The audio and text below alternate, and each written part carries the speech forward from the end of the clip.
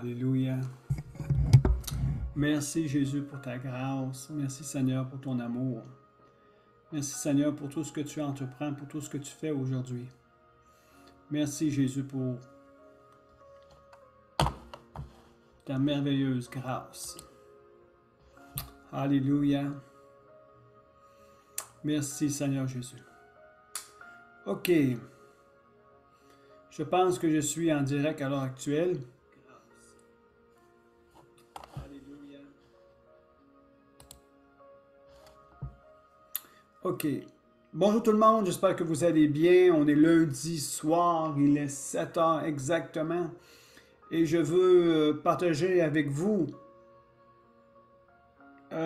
quelques références bibliques pour continuer la suite de mes 2-3 précédents messages sur vidéo en ce qui concerne le prophétique au Québec. Je pense que nous sommes rendus dans une période où le Québec est prêt à rentrer dans un mouvement prophétique. Quelque chose de merveilleux s'installe au Québec et au Canada. Et mon épouse et moi, on veut s'accorder avec le mouvement de l'Esprit de Dieu. Dieu a déposé des paroles sur mon cœur, des paroles sur notre cœur, en ce qui concerne le mouvement prophétique. Alors, laissez-moi vous poser cette question. Que diriez-vous si,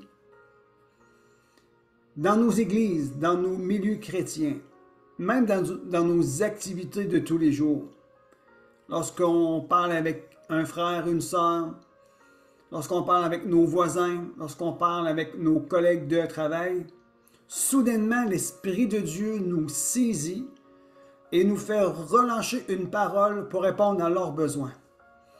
Est-ce que vous croyez que cela est possible de nos jours? Est-ce que vous croyez que Dieu est capable de le faire encore aujourd'hui? Et moi, je vous dis que oui. Et le temps vient où le Saint-Esprit va relâcher les dons spirituels au milieu de son ecclésia, indépendamment où elle est, géographiquement parlant, et indépendamment où elle se trouve, dans l'église ou en dehors de l'église, sur les lieux de travail, sur la rue, dans un centre d'achat. L'Esprit de Dieu va être relâché à travers son peuple pour rejoindre les gens qui ont soif et qui ont un besoin imminent dans leur vie. Et si Dieu n'y répond pas, ils sont laissés à eux-mêmes. Et vous savez, car Dieu a tant aimé le monde qu'il a envoyé son Fils unique afin que quiconque croit en lui ne périsse point, mais ait la vie éternelle. Et dans Jean 6, 40, ça dit « Ah, voici la volonté du Père, c'est qu'il voit le Fils, qui croit en lui, et que le dernier jour, le Fils le ressuscite. » Alors, j'ai paraphrasé ici 2 textes, mais aujourd'hui, nous savons très bien que Jésus-Christ est venu mourir sur la terre, mourir sur la croix. Il est venu comme une victime expiatoire. Il s'est fait pécher. Il a été crucifié sur une croix. Il a payé la rançon pour que l'humanité puisse être rachetée au prix de la vie du Fils de Dieu. Et si Dieu n'a pas épargné son propre Fils, à plus forte raison ne nous donnera-t-il pas le Saint-Esprit avec puissance sur nos vies? Dieu est concerné pour le monde. Il a envoyé son Fils comme une victime expiatoire pour racheter le monde, pour que le monde puisse se rapprocher de lui.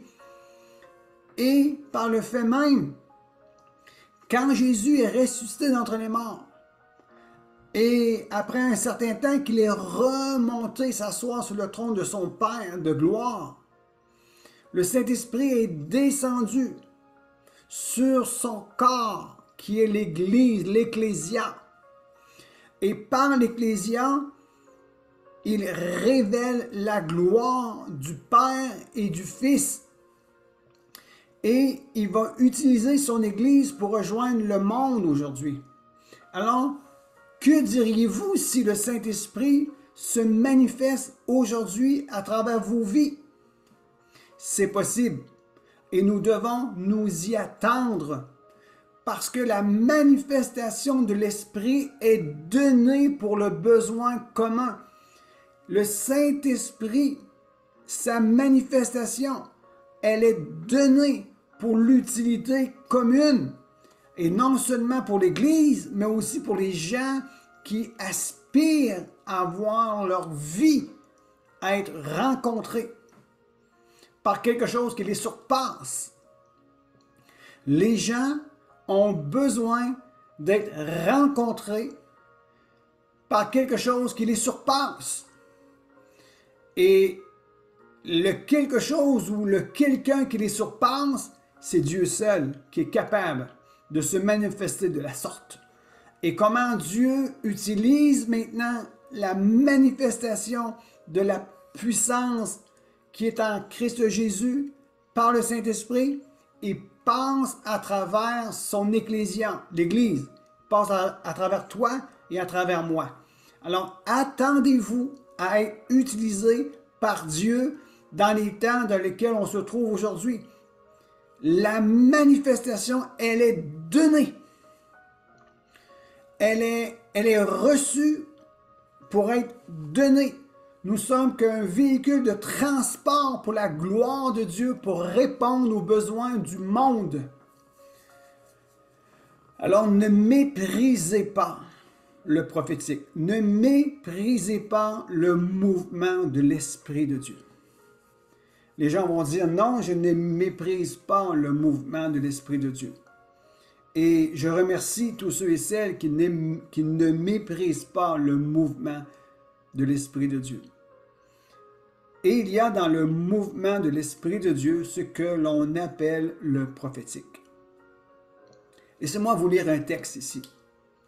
J'espère pas trop prendre de temps, mais je veux prendre un texte dans Nombre 11, verset 28. Je l'ai déjà lu il y a à peu près 1 mois et demi passé. Et Josué, fils de Nun, serviteur de Moïse depuis sa jeunesse, prit la parole et dit, « Moïse, mon Seigneur, empêche-les.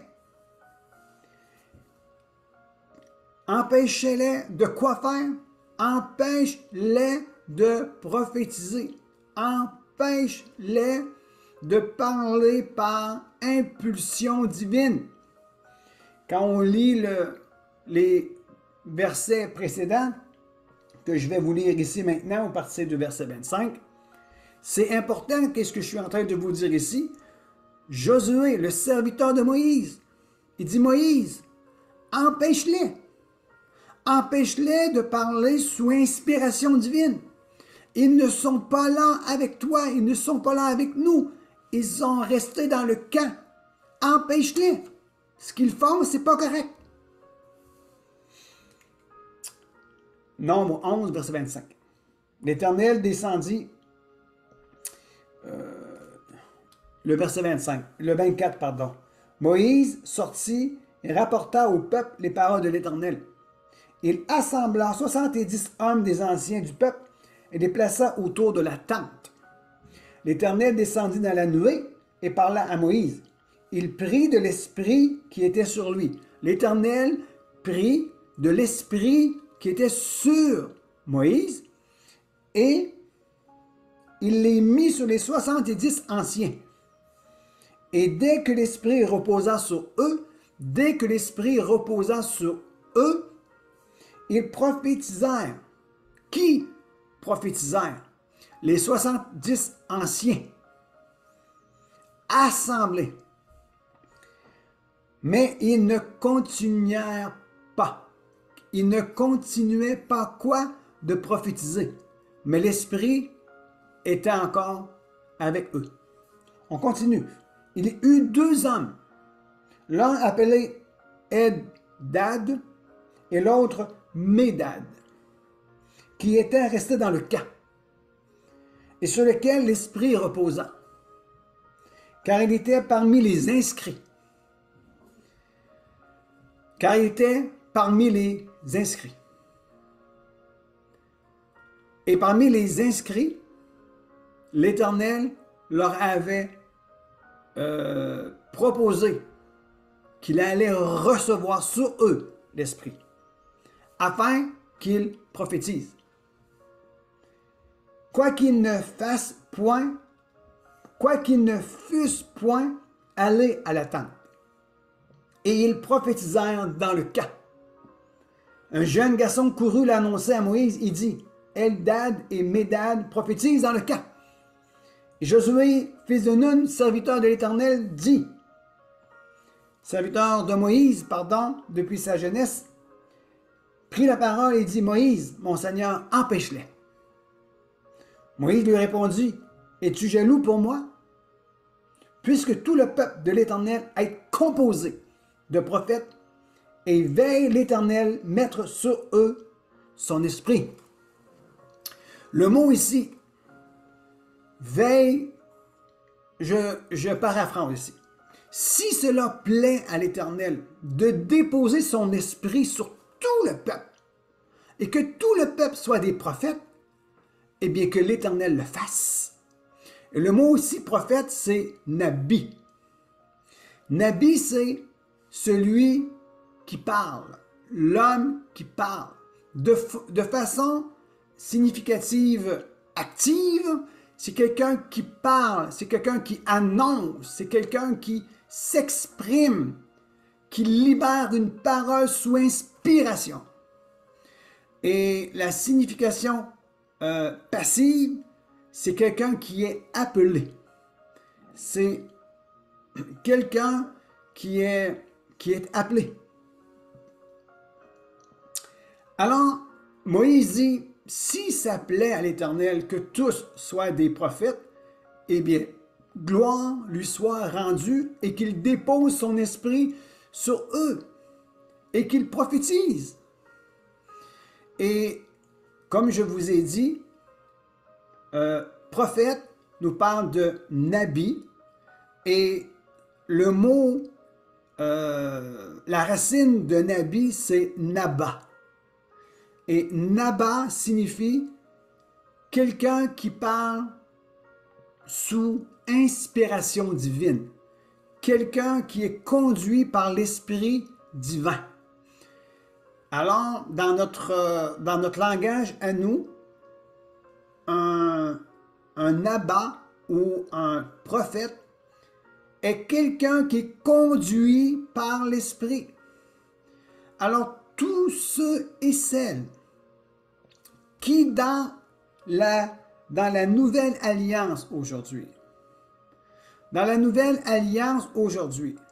qui sont nés de nouveau, qui ont reçu une assignation de recevoir Jésus-Christ comme son sauveur personnel, qui confessent Jésus comme sauveur et Seigneur, et que le Saint-Esprit est venu habiter dans son cœur parce que l'homme, la femme, jeune homme, jeune fille s'est repenti et qu'il a demandé, Jésus, pardonne-moi, sauve-moi, viens me délivrer, viens me sauver. Car Dieu a tant aimé le monde qu'il a envoyé son Fils afin que quiconque croit en lui ne périsse point, mais ait la vie éternelle. Ceux qui expérimentent ce verset, cette parole, et qui reçoivent Jésus, sont nés de nouveau. Et à partir de ce moment-là, ils sont, je vais le dire de cette façon, ils deviennent des inscrits pour recevoir le Saint-Esprit survenant sur eux. Et à ce moment-là, ils sont remplis de l'Esprit et ils ont la capacité de parler sous inspiration de Dieu. Ils ont la capacité d'être un porte-parole de l'Éternel et par conséquent, ils sont appelés prophètes. Et nous devons être des prophètes dans la compréhension. Je dis bien ici, nous sommes appelés à être des fils de prophètes, des prophètes dans la compréhension que nous sommes appelés à marcher par l'Esprit sous inspiration de Dieu. Je ne parle pas ici de rentrer dans la fonction du ministère de prophète, mais d'agir comme un prophète de la maison pour parler aux gens qui nous entourent selon ce que Dieu a à déclarer sur leur vie. Un fils de prophète, selon l'expression dans l'Ancien Testament, les fils de prophètes, c'est une expression qui est donnée pour parler qu'un homme, jeune homme, et aujourd'hui c'est la Nouvelle Alliance maintenant, femmes, jeunes femmes, sont conduits par l'Esprit. Alors tous ceux et celles qui marchent par l'Esprit de Dieu libèrent des inspirations et marchent par pulsion divine. Laissez-moi vous dire ceci. Le verset qui se trouve être dans Nombre 11, 29. Puisse tout le peuple de l'Éternel être composé de prophètes et vers l'Éternel mettre son esprit sur eux. Le désir de Moïse, qui était inspiré du cœur du Père, a trouvé son application, a trouvé son accomplissement dans Acte 2. Tous ceux qui étaient assemblés dans la chambre haute et qu'ils mettaient leur espérance dans la parole qu'ils avaient reçue de leur Seigneur Jésus-Christ, de rester là, à Jérusalem, ils ont expérimenté le désir de Moïse, dont Joël le reprend plus tard. Il dit, dans les derniers temps, je répandrai de mon esprit sur mes serviteurs. Vos jeunes gens prophétiseront. Vos vieillards auront des songes. Je répandrai de mon esprit sur toute chair. Alors, nous devons comprendre et saisir aujourd'hui que nous pouvons rentrer dans le mouvement de la puissance de l'Esprit de Dieu. Et nous avons la responsabilité de comprendre la signification que l'Éternel veut que tout son peuple soit des prophètes, parle de la part de l'Éternel à ceux et celles qui entourent leur vie. Amen. Et je termine ici. Josué a dit à Moïse, et je le dis d'une façon paraphrasée ici. Il dit, Moïse, écoute, mon Seigneur, écoute là. Il se passe quelque chose là-bas. Là. Tu dois les empêcher. Ce qu'ils font, ce n'est pas correct. Je ne veux pas qu'ils se moquent de toi, qu'ils se jouent de toi. Ils font des choses qu'ils n'ont aucune autorité à le faire, puis c'est inacceptable. Je suis en train de te dire de les arrêter. D'ailleurs, on a vu cela dans le Nouveau Testament, lorsque certains disciples vont vers Jésus. Il dit, Jésus, il y a quelqu'un là-bas, de l'autre côté du fleuve, là, qui fait des miracles en ton nom. Il dit, tu dois les arrêter. Qu'est-ce que Jésus a dit? Il dit, ne les empêchez point. Il n'y a personne qui fait des miracles en mon nom et qui parle contre moi. Alors, c'est ce que je suis en train de vous dire ici, qu'on a la tendance, quand on ne comprend pas quelque chose, on est sujet à critiquer, à murmurer et vouloir faire arrêter les choses quand on ne comprend pas ce qui se passe. Josué l'a fait. Il a dit à Moïse, tu dois arrêter, là, ça ne marche pas. Là. Les disciples ont été voir Jésus. Voici, il y a quelqu'un de l'autre côté qui fait ça. Là. Tu dois les empêcher. Là.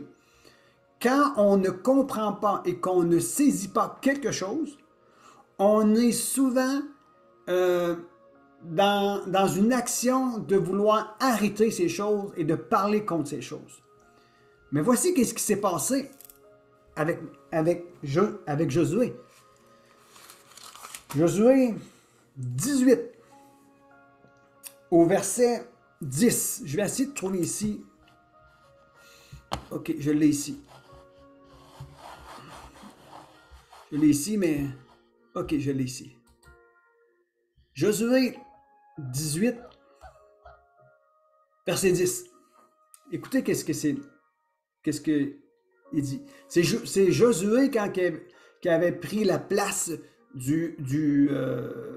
de Moïse et qui faisait rentrer le peuple d'Israël dans la terre promise. Et Josué jeta pour eux le sort à Silo devant l'Éternel et il fit le partage du pays entre les enfants d'Israël en donnant à chacun sa portion. Josué, dans son vivant, il a fait deux choses. Après la mort de Moïse, il a fait deux choses.